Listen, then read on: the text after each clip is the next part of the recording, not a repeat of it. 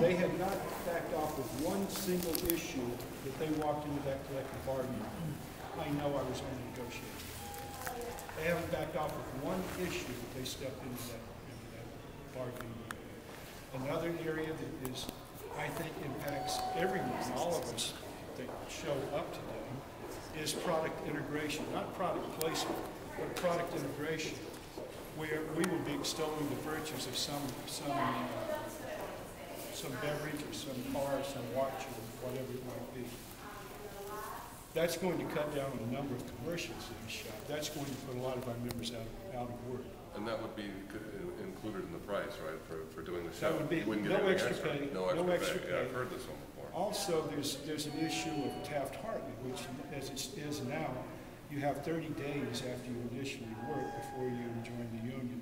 They want to make it 90 days, spaced over as much time as it takes you 10 years to get your 90 days in. You can work non-union for that amount of time. So they're trying to create a non-union labor pool. Below $15,000 in new media, that's they want it to be non-union. The usual cost is $1,500 a minute. If it's below $15,000, they want it to be non-union. This all sounds really devastating. Why is the board trying to finagle a passing of this contract? I hate to say this, but there is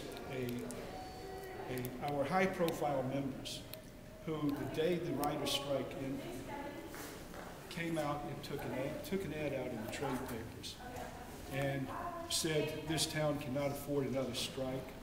Go in and make a deal. That's George Clooney, Tom Hanks, Meryl Streep, Robert De Niro. I think that was the most destructive thing that could have happened.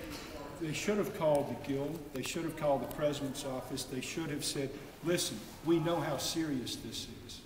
We can't afford another strike. What can we do to help? It should have been in-house. They should have come in and we could have sat down and explained to them that the Screen Actors Guild has a wages and working condition process that you must go through before you can take a proposal to the other side. And that's a 6-week process. It happens every collective bargaining, and any member has the right to go in and participate. They didn't do that, and they continue to put pressure on the Guild by signing petitions. And when you examine these people, basically, they're producers now. They not only star in our films, but they also produce those films. And in essence, they make more money by not paying residuals and by not paying pension and health benefits.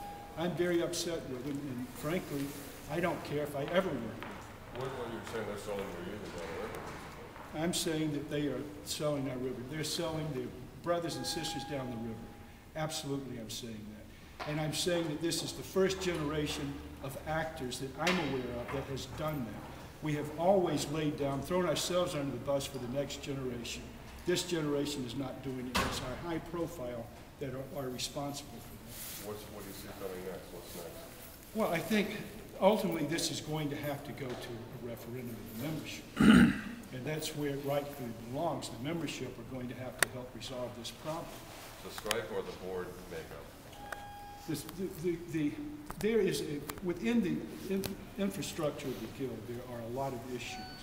One of the issues is that the New York board members and the branch board members are taking positions as to what is in the best interest of the Hollywood membership. Now, you have people from Portland, Oregon, who there's not a single series being shot there. There are very few movies shot there. You have people in Colorado, no series is shot there, no movies are shot there. They're dictating to Hollywood what we should have. It's how, and most of these people have no credits. You check them out on IMDb and you'll see 0 credits. We have problems within the structure of our union. But one thing for sure, there is a concerted effort from New York and the branches to dictate to Hollywood what we need to make a movie. Scott, how come Unite for Strength, which is Hollywood, is taking those positions also? Well, if you look at the membership of Unite for Strength, primarily they're high-profile people who are also producers. Check it out. Ned Vaughn is a producer? Ned Vaughn is not a producer, no. But look at the people that are pulling his strings. So the message is